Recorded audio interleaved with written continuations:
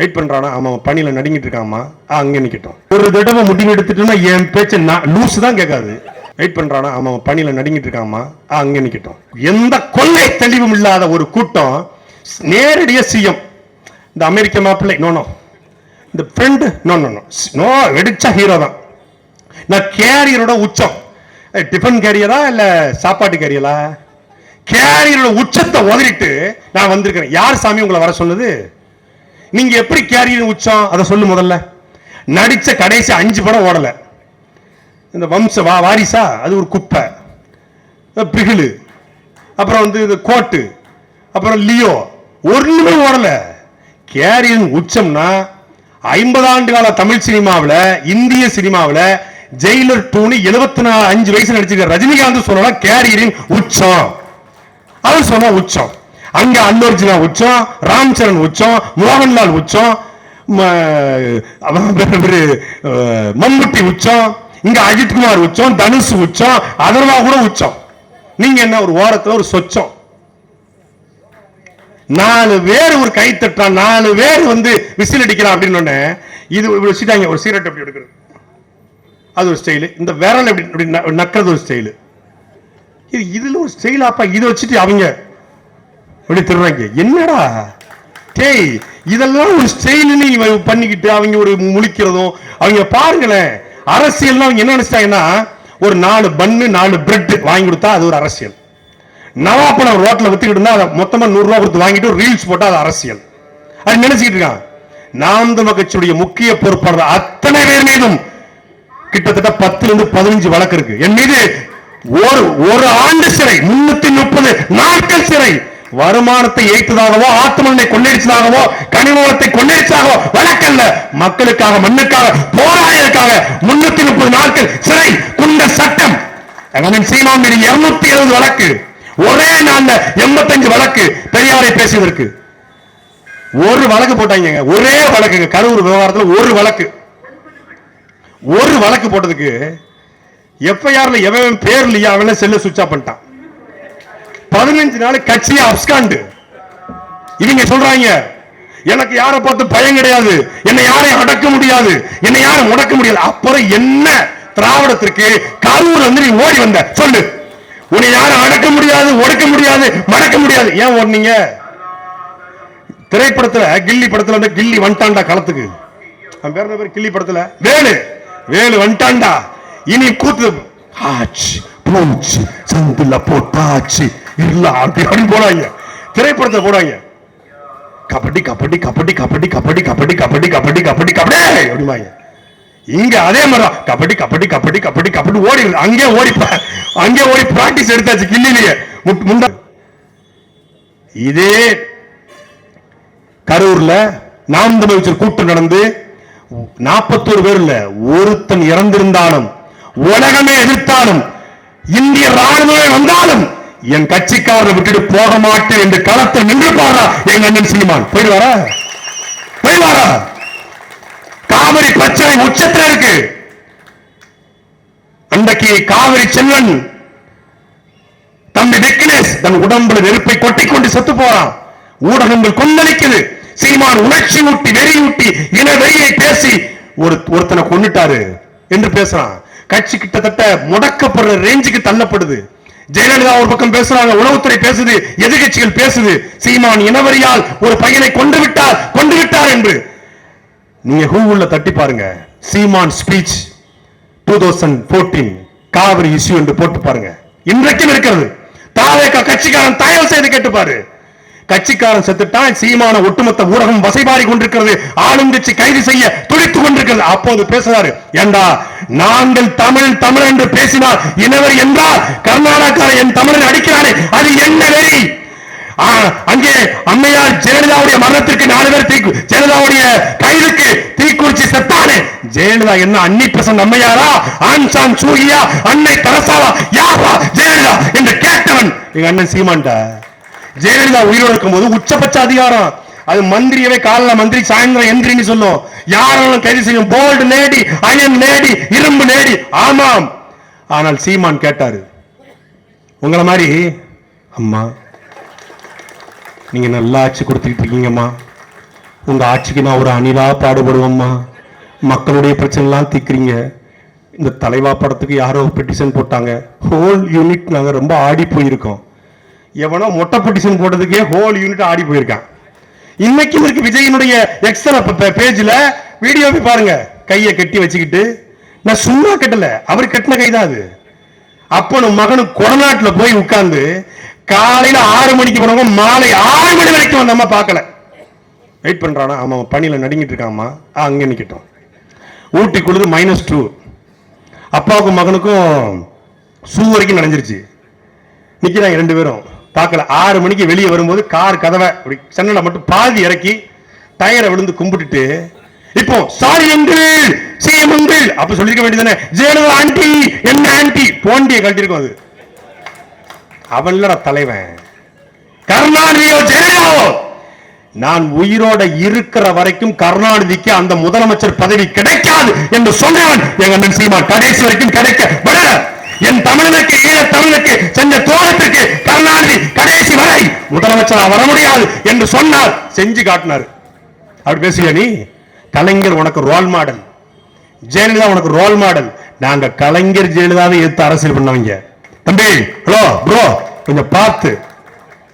களத்துல இல்லாதவங்க பேச மாட்டோம், நாங்க எல்லா களத்தில் நிக்கிறோம். 2016 களம், 19 களம், உன்னாட்சி களம், விக்கிரவாண்டி களம், அந்த பக்கம் ஈரோடு கிழக்கு களம், 2024 நாடாளுமன்ற களம், எல்லா போராட்ட களத்தில் நிக்கிறோம். எந்த களத்திலும் இல்லாத ஒரு தருதலை, ஒரு தற்கொலை இந்த பக்கா மாசு. அது பக்கா மாசு, அது பக்கா லூசு. தம்பி சொல்லதான் சொன்னாப்ல, உலகத்திலேயே பேட்டிய ஒருத்தட்ட எடுத்தா அந்த வீடியோ போடுவாங்க. நேர்காணல் கண்டவர்கள் நேர்காணல் கொடுத்து, நேர்காணல் கொடுத்தவர்கிட்ட, நேர்காணல் எடுத்தவர்கிட்ட என்ன சொன்னாங்கன்னு நேர்காணல் கொடுத்தவர் என்ன சொன்னாரு, நேர்காணல் எடுத்தவர் சொல்றாங்களா? ஏதாவது புரியுதா? அதுதான் கட்சி. அந்த வாழைப்பழம் தான் இந்த வாழைப்பழம் தான். அவர் கொடுக்க மாட்டாரா, அவருக்கு வீடியோ அலர்ஜியா. ஏன்னா வீடியோனா அவருக்கு வந்து ஷார்ட் கேமரா ஆக்ஷன் சொன்னாதான். நான் சாமி முன்னாடி மட்டும்தான் சைலண்டா பேசுவேன், சக்கட முன்னாடிலாம் இல்ல. ஒரு தடவை முடிவு எடுத்துட்டுன்னா என் பேச்ச லூஸ் தான் கேட்காது. ஒரு மனுஷன்னா எப்பொருள் யார் யார் வாங்கி வைப்போம் அப்பொருள் மெய்ப்பொருள் காண்பதறிவு, எப்பொருள் எத்தன்மையாயினும் அப்பொருள் மெய்த்தன்மை காண்பதறிவு. உன்னுடைய சுயறிவுக்கு பொறுத்து நான் ஒரு தடவை முடிவெடுத்து என் பேச்ச நானே கேட்க லூஸ் தான் கேட்காது. இது ஒரு டயலாக்குன்னு கை தட்டி விசிலடிச்சு யார் அடிச்ச பொறி கரங்கிறது பூமியில தெரியுதோ அவன் தான் தமிழ். அப்ப நீ இல்லல்ல. இப்படி எழுதி எழுதியா என்ன மண்டைக்குள்ள ஏத்திட்டாப்ல, பஞ்சா ஏத்திச்சு. இப்படி எது பேசுறாலும் பஞ்ச் தான் பேசுறது. பாசு நீங்க எல்லாம் களத்துல இல்ல பாசு, உங்களெல்லாம் பேச முடியாது பாசு. பாசுங்க வாங்க பாசு, களத்துக்கு நீங்க வாங்க பாசு, களத்துக்கு வாங்க. களம்னா என்ன என்று உங்களுக்கு நாம் துமகிச்சு காட்டும், நாம் துமகிச்சு காட்டும். ஒரு மாநாடு என்றால் என்ன? இந்த பொதுக்கூட்டம் சிறந்த கட்சிங்க. ஒரு கொள்கை, ஒரு கோட்பாடு, ஒரு இலக்கு இருந்தது. அண்ணாதுரையின் மீது விமர்சனங்கள் உண்டு, ஆனாலும் நேர்மையான ஆட்சியை கொடுத்தார். 1.5 வருஷம் தான் இருந்தாரு, 1.5 வருஷம் நேர்மையான ஆட்சி. அதற்கு பிறகு அது குடும்ப ஆட்சியாக, ஊழல் ஆட்சியாக மாறிடுச்சு.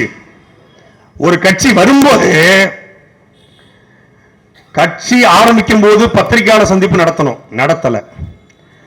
கட்சிக்கு மாநாடு போடும்போது எதுக்கு மாநாடு, என்ன கொள்கை, என்ன கோட்பாடு, எதுக்காக 5 கொள்கை தலைவர் அப்படின்னு பேசணும், பேசல. சரி கரூர்ல பிரச்சனை, 41 பேர் செத்து போயிட்டான். அப்பயாச்சு பத்திரிகையாளர் கேட்கிறான், எதுக்குங்க 41 பேர் இறந்துட்டாங்க, அதை பத்தி கருத்து என்ன? அப்படி போயிட்டு இருக்காப்ல. திருப்பி சிபிஐ என்கொயரி. அப்போ டெல்லியில விஜய் சார், சல்பேஷ் சார், ஹலோ எக்ஸ்கியூஸ் மீ அப்படிங்கிறாங்க. அங்க நின்னுட்டு எடுத்தே மாதிரி ஓட்டம்னு ஓடிட்டு இருக்காப்ல. திருப்பி ஜனநாயகனுக்கு பிரச்சனை, அப்பயாச்சும் பேசுவாருன்னு பார்த்தா 4 மணி நேரம் ஒருத்தன் சோத்தே பார்த்துட்டு ஒருத்தன் உட்கார்ந்து இருக்கான்னு ஒருத்தன் சொல்றான்னா, இவர் கையில நாடு சிக்கிச்சு. 4 மணி நேரங்க. நீங்க இந்த கூட்டத்தில் யாரு போங்க, தாவேக்காவோ, திமுகவோ, அதிமுகவோ, கம்யூனிஸ்டோ, காங்கிரஸோ, பிஜேபியோ, யாரு இருங்க, 4 மணி நேரம் வேண்டாம், 4 நிமிஷம் உங்க வீட்டுல செல்போன் ஆஃப் பண்ணி வச்சுட்டு உங்க வீட்டு சுவர் நீங்க பாருங்க. செருப்பா கட்டி உங்க பொண்டாட்டி அடிக்கிறேன்னா என் பேச்ச நான் மாத்திக்கிறேன். ஏன் லூசு பிள்ளை அழுதுகிட்டு இருக்கு, அங்க உங்க அப்பா கதறிக்கிட்டு இருக்காரு, குக்கர் விசில் ஆஃப் பண்ண சொன்னேன், ஆஃப் பண்ணல. அங்க வந்து பால்காரன் நின்றுட்டு இருக்கான், அங்க வந்து ஹவுஸ் ஓனர் பில் அடிக்கிறார், நீ என்ன புடுங்கிட்டு இருக்க உள்ள உட்காந்து கேட்பாங்களா கேட்க மாட்டாங்க. 4 மணி நேரம். ஏன்னா எதுவுமே இல்லைங்க, 4 மணி நேரம் ஒருத்தன் சுபத்தை பார்த்துட்டு உட்கார்ந்துருக்கான்னா அவன்கிட்ட போய் நம்ம என்னத்தை கேள்வி கேட்கறது, என்னத்தை பேசுறது?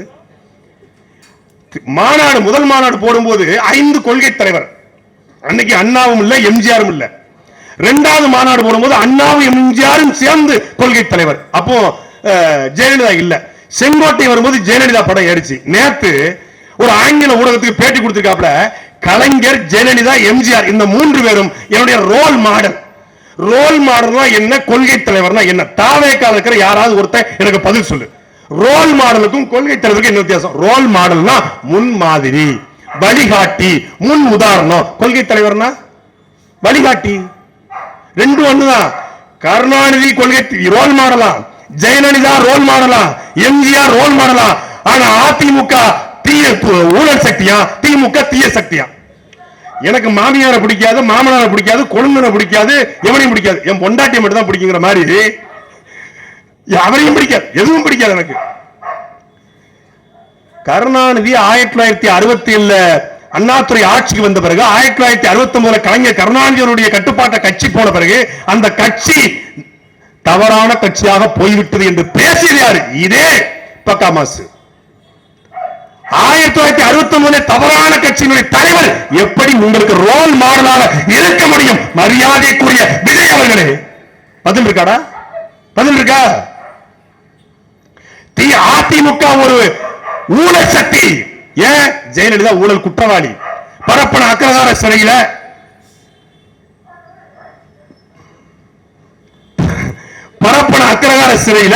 ஜெயலலிதா அவர்கள் இருந்தாங்க. அதனால ஊழல் சக்தி என்று விஜய் குற்றம் சாட்டாரு. ஆனா அந்த ஜெயலலிதா ரோல் மாடல். ஜெயலலிதாவும் ரோல் மாடல், கலைஞரும் ரோல் மாடல். திமுகவை ஒழிக்கணும், அதிமுக ஒழிக்கணும். இப்படி ஒரு கட்சியை உலகத்துல எங்கேயாவது பார்த்திருக்கீங்களா?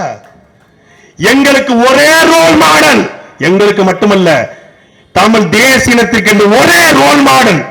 என் இனத்தின் விடியலுக்காக 24 நாடுகளை எதிர்த்து 30 ஆண்டுகளும் களத்திலே தமிழ் தேசிய ராணுவத்தை கட்டமைத்து தரைப்படை, வான்படை, கரும்புடி படை என்று கட்டி எங்கள் தலைவன் மேதகவே பிரபாகரன் என் இனத்தின் ரோல் மாடல். ரோல் மாடல் அப்படி இருந்த காட்டுக்குள்ளே வாழ்ந்தாலும் கட்டிய மனைவி தவிர பிற மனைவி தொடாத எங்கள் தலைவன் மேதகவே பிரபாகரன் எங்கள் ரோல் மாடல். அப்படி இருக்கா உங்களுக்கு? சரி, காமராஜர் ரோல் மாடலாம். கர்ம வீரர், 14,000 பள்ளிக்கூடங்களை கட்டினாரு, அணைகளை கட்டினாரு, தொழிற்சாலையை வகுத்தாரு, ஏழை எளிய மக்களுக்கான ஆட்சி நடத்தினாரு, ஊழல் கரைபடியாத ஆட்சி. ரோல் மாடல் என்று சொன்னா அதுல ஒரு நியாயம் இருக்கு. ஜீவானந்தம் கட்டிய வேட்டி தவிர மத்த வேட்டி கிடையாது. இன்னைக்கு கலட்டி போட்ட வேட்டி எந்த வீட்டுல கிடக்குன்னு தெரியாம அரசியல் பண்ற அரசியல்வாதிகளுக்கு மத்தியில கட்டின வேட்டி தவிர மாத்து உடுப்பு இல்லாத ஒரு அரசியல்வாதி ஜீவானந்தம். சாதி மறுப்பு திருமணம் செய்ததை சாகும் வரை சொல்லாமல் வாழ்ந்த ஒரு புரட்சியாளன். அவர் ரோல் மாடல் என்றால் அது ஒரு அர்த்தம் இருக்கு. ஈவே ராமசாமிக்கும் பொது உரிமையை கற்றுக் கொடுத்த பெரியாருக்கும் பெரியார், இந்திய திருநாட்டின் முதல் பொது உரிமைவாதி எங்கள் தாத்தா சிந்தனை சிற்பி சிங்காரவேலர் ரோல் மாடல் என்றால் அதில் ஒரு நியாயம் இருக்கு. 1904 காலகட்டத்திலே வெள்ளைக்காரனை வீழ்த்த வேண்டும் என்றால் அவருடைய பொருளாதாரத்தை அடிக்க வேண்டும் என்று காலா லாபியா என்ற 2 கப்பலை கட்டி செக்கிருத்த செம்மல் கப்பலோட்டிய தமிழன் எங்கள் தாத்தன் பாபு சிதம்பரனார் ரோல் மாடல் என்றால் அதில் ஒரு நியாயம் இருக்கிறது. வெள்ளைக்காரன் குற்றப்பரம்பரை என்ற கொடிய சட்டத்தை கொண்டு வந்து மாலை 6 மணிக்கு இருந்து காலை 6 மணி வரை காவல் நிலையத்திலே கைரேகை வைக்க வேண்டும் என்று சொல்லுவது, கைரேகை வைக்காதே கட்டை விரண்டை வெட்டி வீசு என்று முழங்கிய எங்கள் தாத்தா தெய்வ திருமகனார் முத்துராமலிங்க தேவர் ரோல் மாடல் என்றால் அதில் ஒரு நியாயம் இருக்கிறது. அமைச்சராக இருந்தாலும் மருத்துவமனை சிகிச்சை அளிக்கிற பொழுது சாதாரண தரையில பாயில படுத்து கிடந்து அரசியல் செய்த எங்கள் தாத்தா நேர்மையின் நேர் வடிவம் கக்கன் ரோல் மாடல் என்றால் அதில் ஒரு நியாயம் இருக்கிறது. யார் ரோல் மாடல்? எங்களுக்கு ரோல் மாடல் இருக்காங்க. தாள கிடப்பாரை தற்காப்பதை தர்மம் என்று இடுப்புல துண்ட கட்ட சொன்னால் நெத்தியில கட்டு, பட்டை போடவுடன் நாமம் போடு என்று ஐயாவளி என்கிற ஒரு வரியை உருவாக்கிய வைகுந்தர் அவர் ரோல் மாடல். தோல்சிலை போராட்டத்தில் ஏற்று போராடிய பெருமகன். வாடிய பயிரை கண்டபோதெல்லாம் வாடி என்று பயிருக்கும் உயிர் உண்டு என்று அணையா பெருநெருப்பை பத்த வைத்து இன்னைக்கு வரைக்கும் ஏழை எளிய மக்களுக்கு உணவை தருகிற வள்ளலார் மடத்தினுடைய எங்கள் தாத்தன் வைகுந்தன் ரோல் மாடல் என்றால் ஒரு நியாயம் இருக்கிறது. யாரா role model? Karunanidhi role model, Jayalalithaa role model, MGR role model. அவங்க ரோல் மாடல்லடா, விடு, வேற model, Dravida model. Karunanidhi role மாடலா தூக்கிக்கிட்டு, ஜெயலலிதா ரோல் மாடலா தூக்கிட்டு, எம்ஜிஆர் ரோல் மாடலா தூக்கிக்கிட்டு இன்னொரு புதிய கட்சி தமிழ்நாட்டில் எதற்கு? ஏற்கனவே ஒரு திமுக, ஒரு அதிமுக, ஒரு தேமுதிக, ஒரு மதிமுக, ஒரு அமமுக, ஒரு அமுக்குமுக, இப்படி இத்தனை மூக்கா இருக்கு. இத்தனை மூக்கா இருக்கும் போது எதுக்குடா தமிழக வெற்றிக்கிழமை தாவேக்காங்கிற இந்த கட்சி? Karunanidhi role model. எவ்வளவு ஆபத்தான அரசியல்வாதி என்பதை அறிவார்ந்த தமிழ் சமூக தம்பிகள் புரிந்து கொள்ளணும். அவன் ஆபத்தான அரசியல்வாதி. அவனுக்கு ஓட்டு வேணும் என்றால் அண்ணன் பழனிபாபா சொன்னார்ல, அவன் குஷ்பு கூட கூட்டி வைப்பான்னு, அவன் சில்க் சுமிதா கூட கூட்டி வைப்பான். யார் சொன்னாரு? அந்த கருணாநிதிய. இவன் ஒரு சின்ன கருணாநிதி, அவ்வளவுதான். ஒரு சின்ன கருணாநிதி. அவருக்காவது தமிழ் பேச தெரியும். உள்ளங்கவர் வாவியவ, உற்சாக காதையம, ஓடை நறுமலர, உடையவள் புதுநலம, அன்பு அழக இன்பமே இனிய தண்டனை மரகதமணிய மாணிக்க சுடரே மன்மத விளக்க என்று அப்படின்னு போடுவாங்க. தமிழர்களே தமிழர்களே, என்னை கடனை தூக்கி போட்டாலும் கட்டு மரமாக மிதப்பேன், கவிழ்ந்து விட மாட்டேன் அப்படிம்பாரு. இது அது வந்து கிடையாது. ஒரு 4 வார்த்தை வச்சிருக்காங்க. பக்கா மாசு, பிளாஸ்ட், நண்பா நண்பிஸ், தோலா தோலிஸ். என்னடா வார்த்தை இது? தமிழ்நாட்டு அரசியல் எவ்வளவு கேவலப்பட்டு போயிடுச்சு பாருங்க. சத்தியமா கனவில் கூட நினைத்து பார்க்கவில்லை இப்படி ஒரு தற்கூரிகள் தமிழ்நாட்டில் அரசியல் கட்சி தொடங்குவார் என்று சத்தியமா நினைக்கல. நாங்கள் உன்னத நோக்கத்திற்காக அரசியலுக்கு வந்தவர்கள். எங்கள் இனம் கொத்து கொத்தாக கொந்தளிக்கப்பட்டது. ஈழத்திலே கொத்து கொத்தாக இந்த இனம் கொள்ளடிக்கப்படுவது ஐயோ காப்பாற்ற யாருமே இல்லையா என்று கேட்டு நாமே இனி நம் இனத்தை காப்பாற்றும் என்று நம்முடைய வழியை துடைக்க நாமே வழியாக மாறுவோம் என்று உருவான கட்சி தான் நாம் கட்சி. காங்கிரசையும் துணைந்த திமுகவையும் வேரோடும் வேரடி மண்ணோடும் வீழ்த்துவது எங்கள் இலக்கு என்று வந்த கட்சி.